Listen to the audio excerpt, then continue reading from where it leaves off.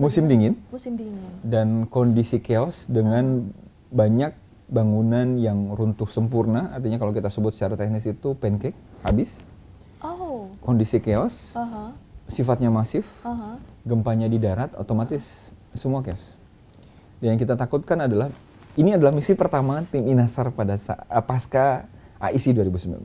Oh iya. Mereka belum memahami lingkungan kerja sesungguhnya. Walaupun saya bilang latihan 24-36 jam, tetapi itu yang diskenariokan. Ini adalah kondisi sebenarnya. Karena sekali lagi tadi kita sudah memiliki standar, tidak ada salah satu personil pun yang cedera dan semuanya bisa kembali ke Indonesia dengan kondisi yang sehat. Dan kita cukup bangga karena pada saat itu kita sempat dikunjungi oleh Presiden Turki dan diberikan apresiasi oleh pemerintah Indonesia atas pengerahan tim Inasar ke Turki.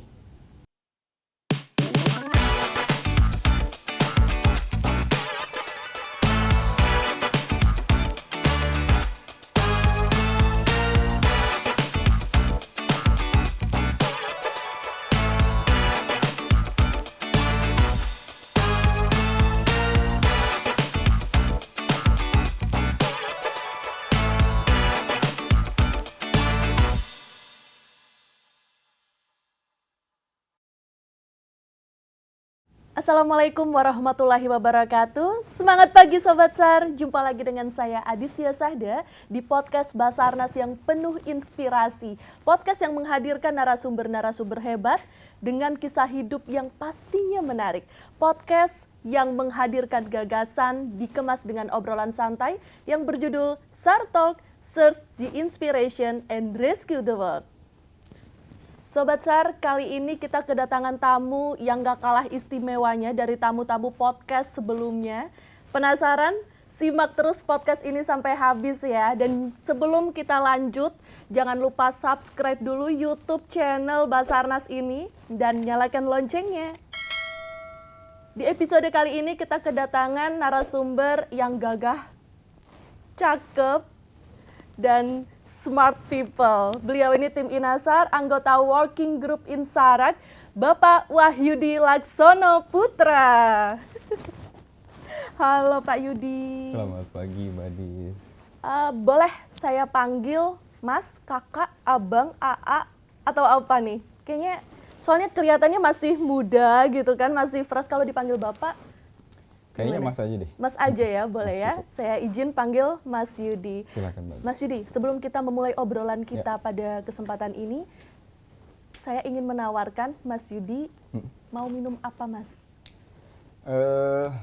Teh cukup. Teh cukup Teh ya. cukup, Pakai gula? tapi tanpa gula. Tanpa gula, karena Saya Mas sudah Yudi manis. udah manis. Kita panggil waitersnya dulu ya, Mas Terima ya. kasih. Oke, Mbak Vina. Halo Mbak Dis. Halo Mbak Vina. Halo Mbak Vina. Saya bawakan minuman. Oh iya, ini untuk Iya. Mas Yudi ya. Spesial buatan SAR Talk Monggo Mas Yudi. Terima kasih banyak, terima kasih. buat Mbak Dis. Terima kasih. Silakan diminum Pak. Iya. Terima kasih Mbak Biar Vina. makin semangat menginspirasi Sobat SAR semuanya. Siap. Terima kasih. Silakan Mbak Ya, Dis. makasih Mbak Vina. Terima kasih. Mari Mas Yudi. Iya.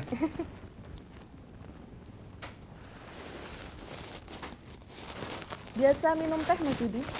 Tergantung. Tapi saya penyuka kopi sebetulnya. Oh, kopi. Ya, tapi tadi pagi sudah minum kopi, jadi cukuplah 1 tumbler atau 1 gelas sehari. Sekarang saatnya teh. Mas Yudi, Ya. Mas Yudi boleh nggak diceritain tentang perjalanan karir Mas Yudi sampai akhirnya sekarang Mas Yudi kerja di Basarnas, Mas? Kerja di Basarnas, oke. Perjalanannya cukup panjang. Awalnya saya bukan bekerja di bidang kemanusiaan. Ya. Sebelumnya saya bekerja di business banking, kemudian ke insurance. Entah kenapa, dorongan takdir Ya. akhirnya menyampaikan saya untuk hadir atau menjadi bagian dari Basarnas. Proses yang cukup lama, tapi yang paling menarik adalah ketika saya masih kecil, saat itu saya ikut sedikit kecil paskibraka lah disebut sekarang itu. Gagah dengan melihat baju paskibraka dengan ada epauletnya, kalau dulu sebutnya epaulet, sekarang itu pangkat mungkin ya. Nah dulu tuh ada keinginan untuk bisa bekerja di tempat yang memiliki atau yang berseragam dan menggunakan epaulet. Nggak tahu kenapa sampai juga akhirnya ke situ. Mungkin dorongan semesta kali ya, atau dorongan Tuhan memang sudah jalannya takdirnya. Tapi alhamdulillah sekarang sudah menjadi bagian dari Basarnas. Alhamdulillah. Jadi memang cita-cita Mas Yudi dari kecil itu pengen kerja yang ada seragamnya, Iya. ada poletnya. Ada poletnya. Dulu kan sebetulnya kalau pas suka ditanya tuh, waktu zaman SD atau SMP gitu kan, ketika sudah besar mau jadi apa gitu kan, mau jadi presiden takutnya ketinggian buat saya. Akhirnya udah yang cukup-cukup aja. Artinya udahlah cukup bisa bekerja dengan di tempat yang berseragam dan juga dengan menggunakan epaulet. Dan itu di 2000, saya masuk di Basarnas 2010. Ya.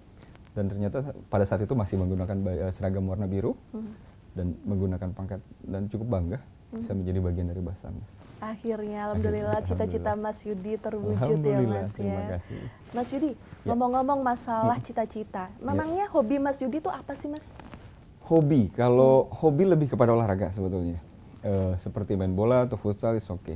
Cuma ya intinya yang saya juga sekarang ini menjadi hobi adalah tidur atau istirahat. Oh iya. Iya. Karena bagi saya meriset dengan kita istirahat ataupun tidur itu seperti meriset diri kita ya. Yang tadinya sudah kita capek bekerja atau aktivitas, dengan istirahat ataupun tidur, ya kadang ada yang suka deep sleep kan 5 menit cukup, Yep. tapi kualitasnya yang dijaga. Betul. Itu juga menjadi bagian dari daily life, bukan yang nggak harus juga pas dasar kerja langsung tidur, nggak ya. Iya. Tapi maksudnya ketika kita sudah penat, sudah penuh dengan aktivitas dalam satu hari, rasanya cukup istirahat itu menjadi hobi juga bagi saya, karena tadi meriset gitu, Iya. kurang lebih. Sehari tidur berapa jam Mas?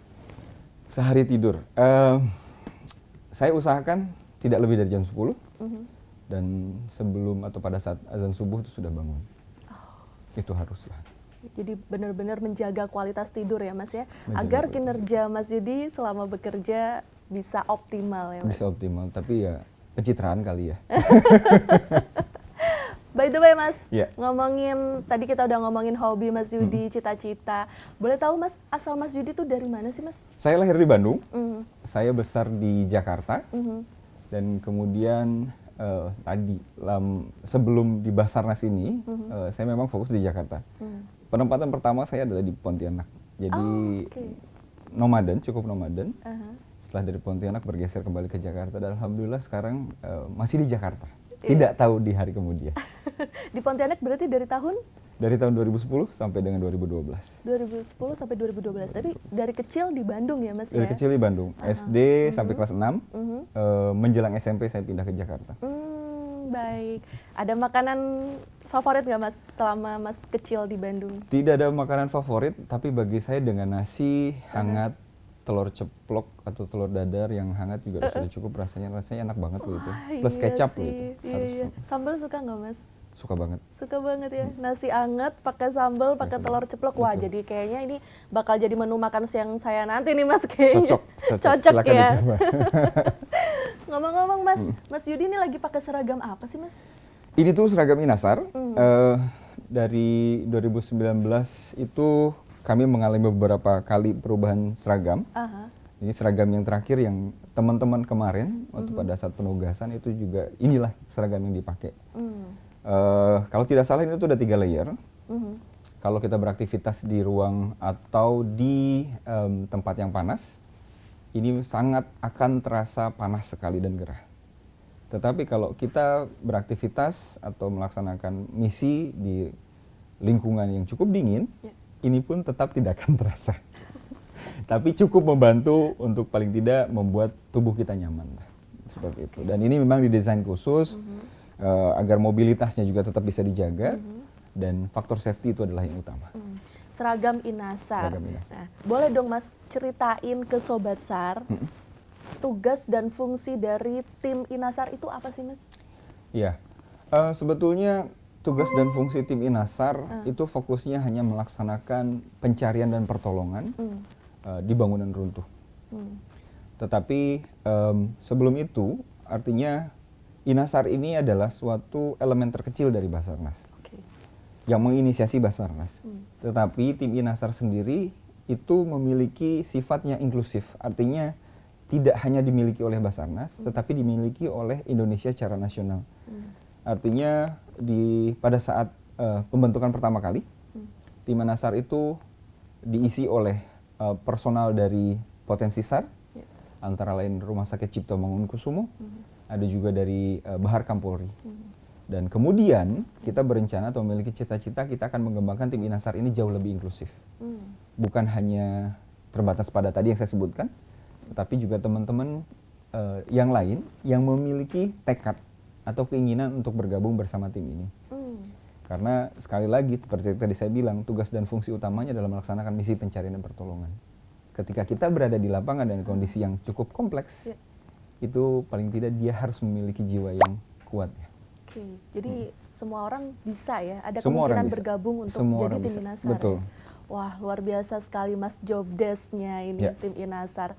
Boleh dong di-spill sedikit ke Sobat SAR saat ini tim Inasar lagi sibuk dan fokus mengerjakan program apa sih Mas?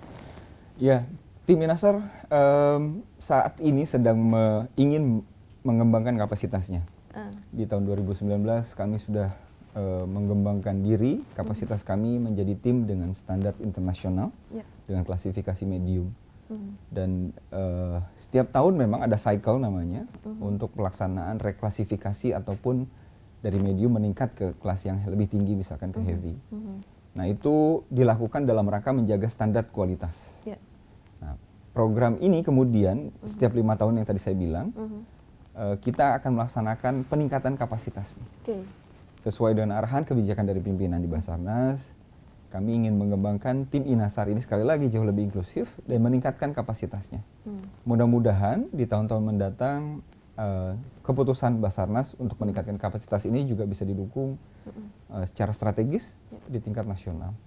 Dan mohon doanya, mohon doa restunya. Ya, semoga bisa jadi jauh lebih baik lagi ya. Atau Mbak Adis juga mau ikut juga nggak apa-apa Mbak. Jadi apa saya Mas Jadi kira-kira? anggota Mas? tim Inasar. Jadi anggota tim Inasar. Oke Mas Yudi, sekarang Ya. kita boleh ya ngomongin lebih lanjut tentang tim Inasar secara lebih spesifik lagi. Boleh. Karena pasti Sobat SAR yang nonton nih di podcast SAR Talk penasaran Mas, pengen tahu banget tim Inasar nih seperti apa sih? Kenapa sejarah dari pembentukan tim Inasar tuh bagaimana gitu? Ya, tim Inasar ini ya kalau kita bisa bilang itu dalam tanda kutip tidak ujuk-ujuk muncul. Jadi Basarnas sudah menginisiasi tim Yusar. Dulu sebutannya bukan tim Inasar ya, nama Inasar itu muncul kemudian. Tetapi pada tahun 2011 Basarnas itu menyelenggarakan event internasional di Denpasar pada saat itu tuh kalau saya tidak salah itu di bulan Juli, itu diberi nama International Search and Rescue Forum. International Search and Rescue Forum itu menjadi momentum Basarnas untuk bisa meningkatkan kapasitasnya dari berbagai sisi. Artinya bisnis Basarnas ini kan banyak nih. Ada layanan kecelakaan transport misalkan, dan ada kecelakaan dan penanganan khusus, kondisi membahayakan manusia dan tanggap darurat pada saat bencana. Nah, Basarnas memiliki momentum pada saat itu untuk bisa meningkatkan kapasitas tim Yusar atau yang fokus pada layanan tanggap darurat pada bencana ini. Menyelenggarakan itu kemudian timbullah inisiatif untuk bisa mendatangkan tim penilai, bukan penilai resmi tapi secara bilateral antara Basarnas dengan Belanda. Dan pada tahun 2012 tim Yusar Nederland atau tim Yusar NL itu diundang ke Indonesia untuk menilai kapasitas Basarnas pada saat itu. Dan dengan hadirnya 4 orang dari tim Belanda yang difasilitasi oleh Sekretariat Insarak, akhirnya kita dinilai sejauh mana kapasitas Basarnas untuk bisa mengembangkan kapasitasnya pada saat itu. Dan penilaiannya cukup baik bagi Basarnas. Mereka mengapresiasi apa yang sudah dimiliki oleh Basarnas pada saat itu. Namun demikian sekali lagi kita perlu meningkatkan beberapa aspek. Nah, dari 2012 itu kita sudah mulai mengembangkan dan di tahun 2016 kami menginisiasi untuk bisa menemui tetangga kita. Kita berkunjung ke Singapura untuk bisa meminta Singapura menjadi mentor kita. Dan akhirnya di 2017 sampai 2019 kita berproses dengan berbagai kali latihannya 24 sampai 36 jam secara kontinu. Wow. Ya. Jadi Anda harus merasakan lingkungan pekerjaan misalkan pada saat bencana. Jadi Anda harus tidur di tenda, harus memakan makanan yang pada saat itu tersedia. Kita skenariokan seperti itu.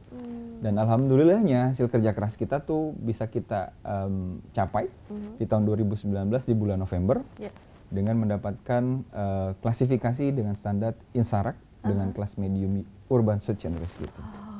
Jadi memang tim INASAR ini sudah diakui secara internasional ya Mas ya? International, yes. Ya. Jadi sudah, kalau misalkan boleh saya bilang, locally root, globally accepted. Ya. Walaupun sebetulnya sebelum 2019 juga Basarnas secara kelembagaan juga sebetulnya sudah diakui organisasi internasional, diakui dunia. Ketika pada saat itu kalau Mbak Adis tahu ada kecelakaan AirAsia, Basarnas sudah mulai, namanya sudah mulai bagus.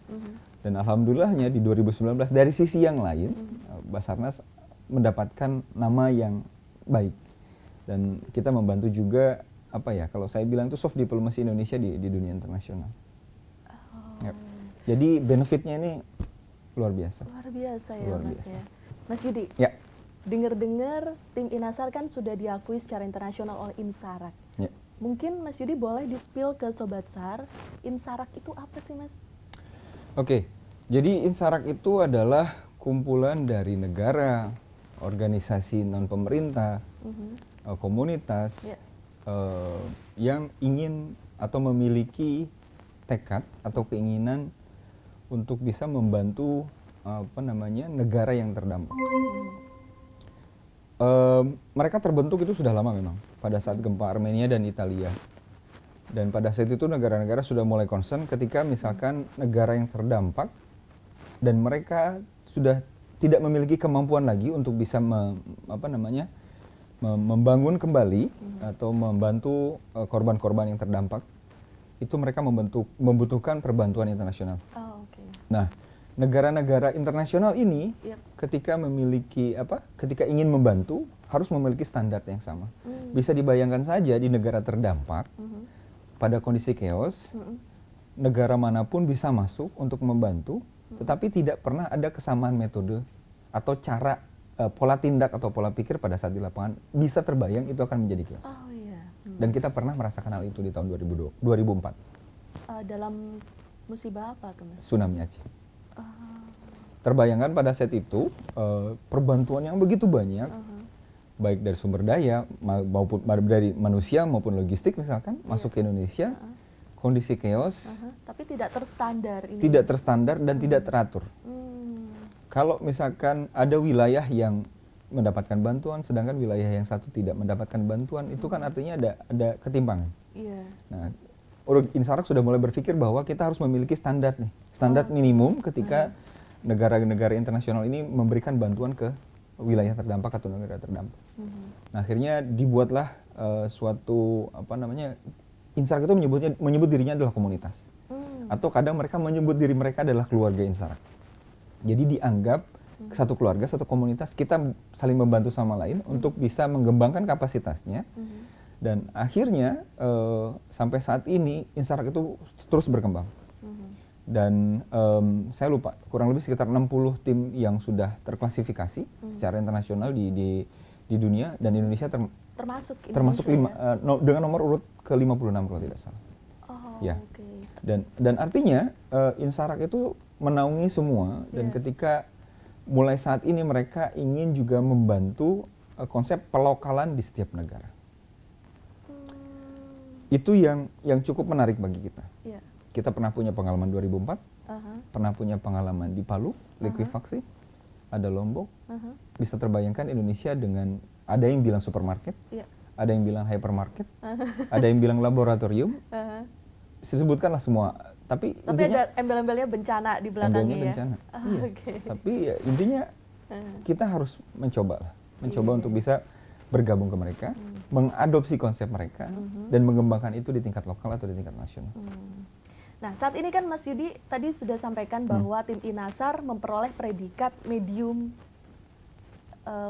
sesuai standar INSARAG gitu ya Mas ya. Bahkan tim INASAR sendiri kemarin sempat ada berita bahwa membawa prestasi yang sangat baik untuk membantu korban gempa di Turki ya Mas. Betul ya Mas betul. ya? Di Februari tahun 2023. Betul, Februari 2023. Ada nggak sih Mas rencana untuk menaikkan atau mungkin reklasifikasi yang tadi Mas Iya, sebut, sertifikat Insarak External Classification? Iya. Ada nggak Mas? Tentunya itu menjadi suatu kewajiban karena artinya ketika kita sudah bertekad atau berkomitmen Ya. untuk bisa menjadi bagian dari tim di Insarak, Ya. tim USAR dengan standar internasional, maka mereka mewajibkan setiap negara yang sudah memiliki standar itu untuk melakukan reklasifikasi atau klasifikasi.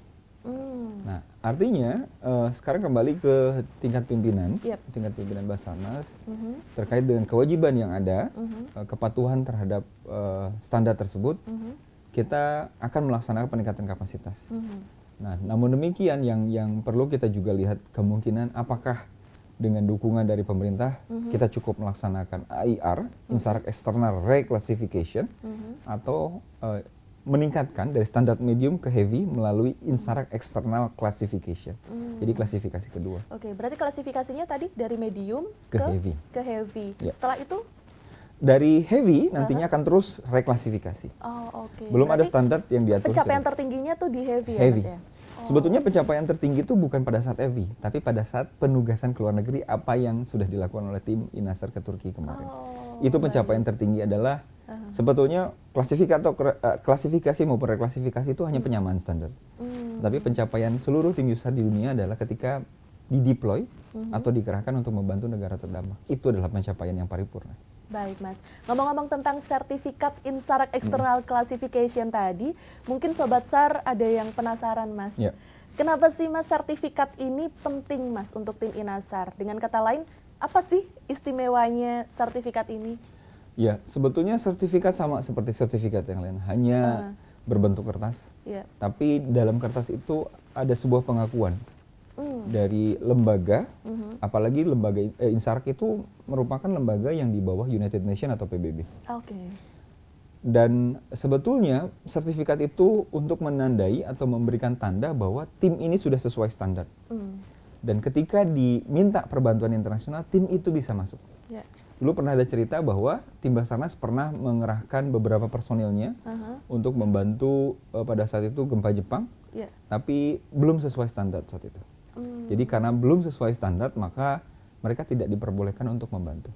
Karena apa? Karena tadi ketika kita tidak memiliki standar yang sama, bukan hanya kita akan menjadi beban bagi negara terdampak, tapi juga akan membahayakan kita di lapangan. Anda boleh mengakui bahwa diri Anda memiliki keterampilan, memiliki kompetensi, tapi begitu diuji di lapangan itu bukan merupakan, itu ujian real. Ya.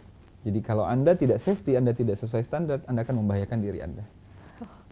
Jadi untuk saat ini tim Inasar sedang mempersiapkan untuk reklasifikasi sertifikat AIR tadi ini ya Mas? Iya, betul.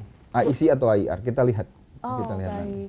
Apa sih Mas tantangan yang dihadapi tim Inasar selama persiapan ini Mas? Boleh di-spill Mas? Tantangannya banyak.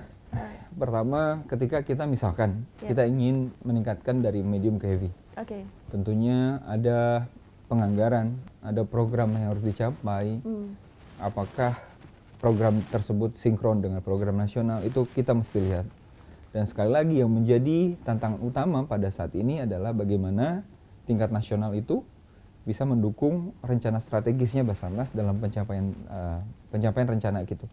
Tapi seperti yang mungkin sudah kita ketahui bersama bahwa Bapak Presiden pada saat raker beberapa tahun lalu kalau tidak salah, itu sudah mendukung, dan juga Pak Menko PMK sendiri pada saat penugasan tim Inasar di Turki menyatakan bahwa ada pemerintah itu akan mendukung program peningkatan kapasitas tim Inasar. Dan kita perlu memberikan apresiasi yang cukup tinggi kepada Bapak Presiden dan Pak Menko PMK bahwa proses ini dikawal terus oleh pemerintah.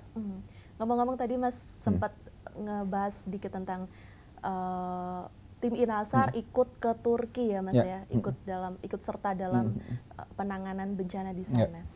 Mas sendiri ikut juga ke sana?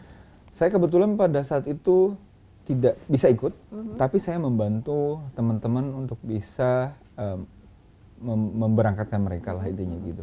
Kami berkoordinasi dengan Kementerian Luar Negeri, BNPB dan berbagai macam pihak agar bisa teman-teman ini berangkat.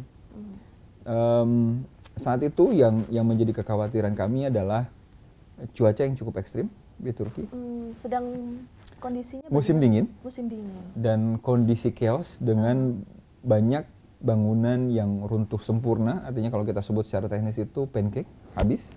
Oh. Kondisi chaos, Aha. sifatnya masif, Aha. gempanya di darat, otomatis semua chaos. Dan yang kita takutkan adalah, ini adalah misi pertama tim Inasar pada pasca AIC 2019.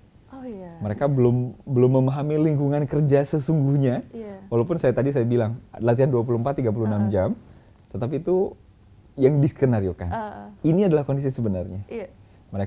Mereka juga yang menjadi lucu di sana adalah ketika ada gempa susulan, mereka merasakan itu dan cukup besar. Dan kondisi cuaca yang dingin, sangat dingin, bahkan mungkin bagi kita orang-orang tropis itu cukup di bawah 0.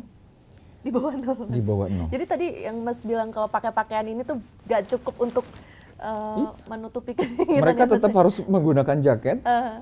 Mungkin bahkan sudah pakai long john, pakai ini, pakai jaket masih tetap terasa karena memang bagi kita orang-orang tropis tidak terbiasa dengan hal itu, dan itu menjadi tantangan sendiri bagi mereka. Dan alhamdulillahnya karena sekali lagi tadi kita sudah memiliki standar, tidak ada salah satu personil pun yang cedera dan semuanya bisa kembali ke Indonesia dengan kondisi yang sehat. Dan kita cukup bangga karena pada saat itu kita sempat dikunjungi oleh Presiden Turki. Dan diberikan apresiasi oleh pemerintah Indonesia atas pengerahan tim Inasar ke Turki. Wow. Dan Basarnas juga harusnya sangat bangga ya, karena Iya. Basarnas yang menginisiasi tim ini loh. Gitu. Ya, wow. Kira. Dan tentunya Basarnas tidak berangkat sendirian ya Mas ya? Ya betul. Saat itu permintaan pemerintah Turki adalah tim USAR dan tim IMT, Emergency Medical Team, yang diinisiasi oleh Pusat Krisis Kementerian Kesehatan. Ya. Jadi selain Basarnas dari mana lagi Mas kalau boleh di-spill Mas? Kalau saya tidak salah dari BNPB juga hadir, dari TNI juga hadir, dari Polri juga hadir, dari berbagai pihak kementerian lembaga juga hadir, dan kami juga mendengar bahwa banyak relawan juga dari Indonesia juga yang hadir di sana. Wah, keren banget ya tim Inasar ini ya Mas. Dan yang cukup menarik loh Mbak Dis, pada saat di sana masyarakat lokal di sana cukup atau sangat menerima. Ketika mereka bertanya, ini info dari teman-teman, ketika mereka bertanya dari mana, begitu disebutkan Indonesia, mereka sangat familiar dengan nama Indonesia, dan mereka sangat mengapresiasi. Dan mereka membantu dukungan logistik atau dukungan kebutuhan tim Inasar, ya tidak semua, tapi beberapa, dan kita cukup apresiasi. Berapa lama Mas di sana Mas, tim Inasar? Kurang lebih 10 hari. 10 hari? Dengan perjalanannya kurang lebih. Iya. Dan juga yang perlu kita apresiasi bahwa tim kita menjadi bagian dari bagian tim UN untuk menerima perbantuan internasional yang kita sebut dengan nama Reception and Departure Center atau RDC, dan juga USAR Coordination Cell. Jadi kontribusi kita cukup maksimal di Turki. Tapi tadi Mas kan bilangnya kalau peningkatan tim Inasar itu dari tahun 2019, kemudian baru terjun langsung ke musibah yang sesungguhnya itu di tahun 2023. Selama kurun waktu dari 2019 sampai 2023, apakah ada refreshment bagi tim Inasar sebelumnya, Mas? Refreshment secara tim tidak ada, tapi teman-teman secara parsial terus meningkatkan kompetensinya. Tetapi di luar latihan, konteks latihan, tim Inasar juga pernah dikerahkan untuk penanganan darurat di tingkatnya nasional. Waktu itu sempat kami ke Mamuju, kami juga sempat ke Serasan, kami juga sempat membantu di tempat lain, dan sekali lagi keberfungsian tim Inasar atau akhirnya apa yang tujuan dibentuk oleh Basarnas ini untuk membentuk tim Inasar itu akhirnya dipakai juga. Dan artinya kompetensi mereka dihargai, dan kompetensi itu menjadi suatu nilai tersendiri ya. Mas, kalau boleh tahu Mas, tolak ukur tim Inasar hingga akhirnya bisa mencapai klasifikasi medium tuh gimana sih Mas? Kalau dibilang tolak ukur, kita harus melihat panduan atau checklist. Selama 2019 kita harus pemenuhan terhadap checklist tersebut. Dan sekali lagi, tolak ukur utama adalah faktor safety and kompetensi. Jadi artinya kompetensi itu mendorong teman-teman untuk bisa tetap safe dalam kondisi lingkungan yang parah sekalipun. Oke. Itu tolak ukurnya. Dan yang paling penting adalah sekali lagi tadi saya bilang bahwa kompetensi itu akhirnya menjadikan suatu nilai. Ketika misalkan Mbak Adis bisa saja tadi saya ambil contoh Mbak Vina. Mbak Vina bisa saja mengantarkan gelas tanpa harus senyum, itu kan waiters seperti itu saja kan. Tapi dengan caranya, dengan tekniknya, dengan senyumnya, itu kan artinya ada nilai tersendiri. Nah, cara mereka bekerja di lapangan juga seperti itu. Jangan anggap orang-orang di lapangan itu adalah orang yang tidak punya kompetensi. Mereka sangat punya kompetensi dan mereka dihadapkan pada kondisi yang sangat bahaya. Wah. Itu nilainya. Wah, luar biasa, Mas. Dan tim Inasar ini kan sebagai perwakilan Indonesia ya, Mas. Ya. Bagaikan image of Indonesia nih. Image. Nah, dalam sisi kemanusiaan tentunya. Bagaimana sih, Mas, untuk bisa tetap menjaga image yang baik dari tim Inasar ini di mata dunia, Mas? Iya, betul. Yang paling penting adalah bukan hanya mereka mendapatkan kompetensi atau kapasitasnya, tapi sekali lagi harus menjaga kapasitas itu, menjaga standar kualitasnya. Mereka harus terus berlatih, dan harus ada program secara berkesinambungan atau berkelanjutan, kontinuitas untuk pengembangan atau menjaga standar kualitas ini tetap ada. Tetapi ya nggak tahu ya, saya mesti bilang alhamdulillah atau seperti apa. Tetapi karena kita berada di laboratorium, kita bisa mengaplikasikan teori atau praktek lapangan, latihan kita menjadi suatu operasi real di lapangan. Ketika kita misalkan dihadapkan pada kondisi Turki kemudian hari, misalkan bukan hanya di Turki, tetapi kita sudah siap. Artinya kita tidak hanya, tim Inasar ini bukan hanya dilatih, tetapi juga dikembangkan, lalu juga mereka dioperasionalkan secara di lingkungan yang real, dan itu dia. Standar kualitas itu yang memang terus harus dijaga melalui pelatihan dan latihan. Itu yang paling penting. Terakhir, Mas Yudi, mungkin ada pesan-pesan yang ingin disampaikan untuk para rescuer di seluruh Indonesia, Mas? Ya, sekali lagi saya ingin sampaikan bahwa tim Inasar itu sifatnya inklusif. Siapapun yang ingin bergabung dengan tim Inasar, itu kami persilakan. Tapi sekali lagi, kompetensi adalah menjadi kunci utama. Kalian harus memiliki kompetensi dan keinginan kuat untuk bergabung bersama tim. Dan saya perlu sampaikan, saya juga lupa tadi menyampaikan di awal bahwa tim Inasar itu bukan hanya tim search and rescue-nya saja. Tapi di dalam tim Inasar itu ada komponen atau kelompok kecil yang menjadi bagian dari tim manajemennya, yang mengurus administrasi dan sebagainya. Ada bagian dari tim search-nya, ada bagian dari tim rescue-nya, ada bagian dari tim logistiknya yang ngurusin permakanan, tenda, hal-hal kecil misalkan sampai hal besar, dan lalu juga ada komponen medisnya. Baik, jadi semuanya saling berkolaborasi. Saling tentunya, berkolaborasi, betul. Wah, oke Sobat SAR, sekarang kita masuk ke sesi berikutnya, yaitu sesi Komen SAR. Nah, sesi Komen SAR ini akan membacakan komen-komen netizen yang ada di media sosialnya Basarnas yang akan dipandu oleh Mbak Vina dan nanti akan dijawab oleh Mas Yudi. Boleh ya Mas Yudi? Boleh, asal jangan susah-susah ya. Enggak, yang susah itu soal matematika waktu kita SD, Mas. Kita panggil Mbak Vinanya dulu ya, Mas. Baik, ya? baik. Mbak Vina.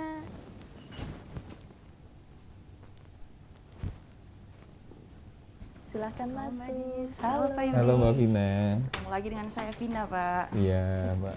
Tapi sekarang saya nggak bawa minum, Pak. Cukup. Karena sekarang kita masuk di sesi Komensar. Oke. Ya, nanti di sesi Komensar ini saya akan membacakan beberapa komentar dari para netizen di YouTube sama di Instagram Basarnas. Mudah-mudahan tidak Nanti- sulit ya sekali lagi ya. Iya, enggak. Ditanggapi langsung sama Bapak. Oke, baik. Kita mulai ya, Pak. Ini Baik. ada dari Instagram SAR Nasional. @thepungcatering. Oke. Sedih tapi bangga, bangsaku Indonesia bisa bantu. Terima kasih untuk semua kru. Amal ibadah Anda diterima Allah Subhanahu wa taala. Amin.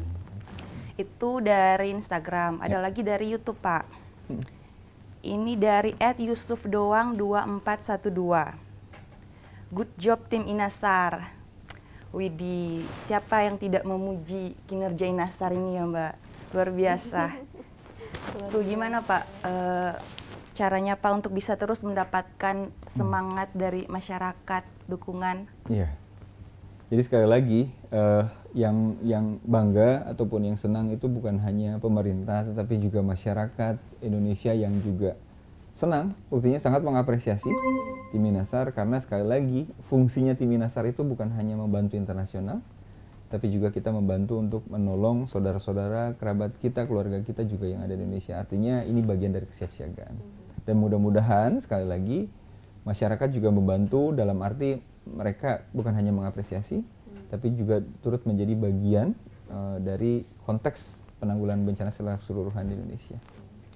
Yang komentar tadi Pak, yang Ya. sedih tapi bangga itu yang waktu di Turki itu ya Pak? Ya, itu mungkin di Turki. Sedihnya karena sekali lagi tadi yang sudah saya sampaikan, mereka harus bekerja di lingkungan yang kompleks, lingkungan yang chaos, gempa susulan masih terus terjadi. Sedihnya ya, yang kita tidak tahu. Tapi bangganya adalah Indonesia menjadi bagian dari tim seluruh internasional Iya.